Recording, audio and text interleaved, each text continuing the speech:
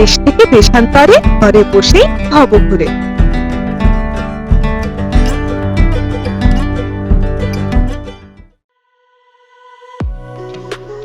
নমস্কার প্রিয় দর্শকগণ, কেমন আছেন সবাই?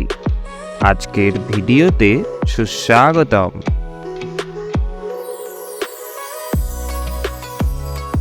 ফালাকাটা স্টেশন থেকে বেরিয়েছি প্রায় 1 ঘন্টা হতে চলেছে। স্টেশনের বাইরে গরম গরম কচুরি, আলুর দম আর একটা করে রসগোল্লা সহযোগে বেশ ভালোই পেট পুজো হয়েছে আমাদের প্রত্যেকের। আর আমরা 5টা পরিবার এখানে এসেছি, টোটাল 14 জন। 2টো গাড়িতে করেই পুরো ডুয়ার্স ঘোরা হবে আমাদের। হাইওয়ের পাশ দিয়ে চলে গেছে উত্তর পূর্ব রেলপথ, আর আমরা চলেছি প্রকৃতির সৌন্দর্য উপভোগ করতে করতে। বাইরে ঠান্ডা হাওয়া,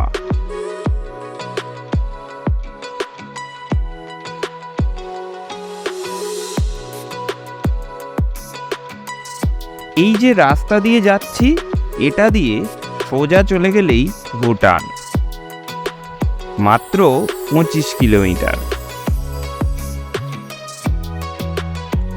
আর এই রেলপথ সোজা চলে গেছে আসামে।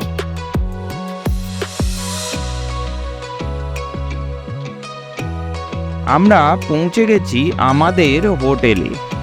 এখানে ফ্রেশ হয়ে স্নান খাওয়া করে দুপুর 12টার মধ্যে বেরিয়ে পড়তে হবে আমাদের একটা নতুন জায়গার উদ্দেশ্যে।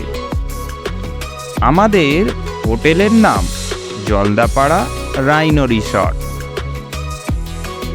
এই হচ্ছে দোতলার ঘর, আর এটা দোতলার বারান্দা।